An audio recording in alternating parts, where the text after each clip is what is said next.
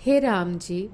जिनका चित्त निरंतर आत्मा में ही लगा है और आत्मा की प्राप्ति में ही जिनका जीवन व्यापार है, जो नित्य परस्पर आत्मा का ही बोध कराते हुए प्रसन्न होते हैं और उसके विषय में वार्तालाप करते हुए आनंद मग्न होते हैं,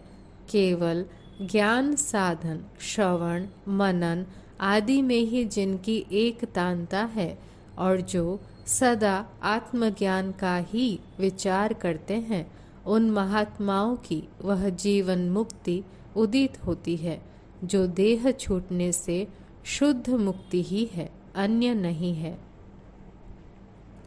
श्री राम जी ने कहा,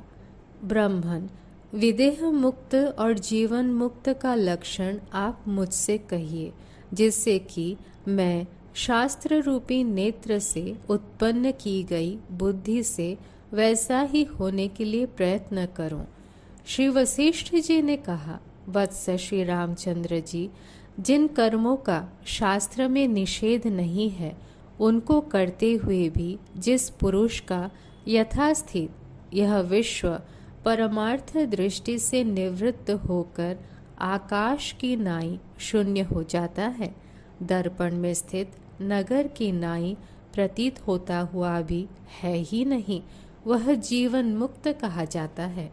जो व्यवहार करता हुआ ही नैव किंचित करोमीति युक्तो मन्येत तत्वविद इस भगवत वचन के अनुसार जागृतावस्था में भी सुषुप्त के समान निर्विकार रहता है, बोधनिष्ठता को प्राप्त वह जीवन मुक्त कहा जाता है। जिसकी मुख कांति क्रमशः सुख और दुख में उदित और अस्त नहीं होती, अर्थात जिसकी मुख कांति सुख में विकसित और दुख में म्लान नहीं होती और जो कुछ मिल गया उससे जीवन निर्वाह करता है, वह जीवन मुक्त कहा जाता है।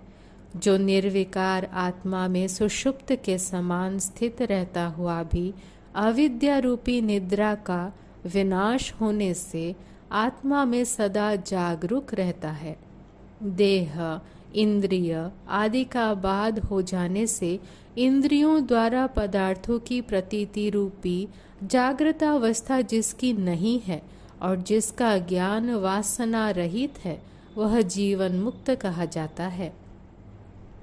बाहर अनुराग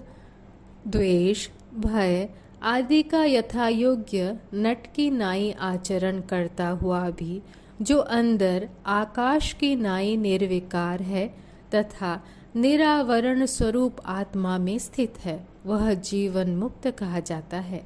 जिसमें अहंकार नहीं है और कर्म कर रहे अथवा न कर रहे, जिसकी बुद्धि कर्तृत्व और अकर्तृत्व के अभिमान से लिप्त नहीं होती, वह जीवन मुक्त कहा जाता है।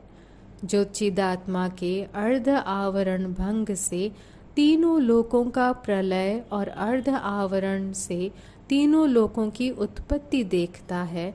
एवं जो अपने आत्मा में सम है, वह जीवन मुक्त कहा जाता है।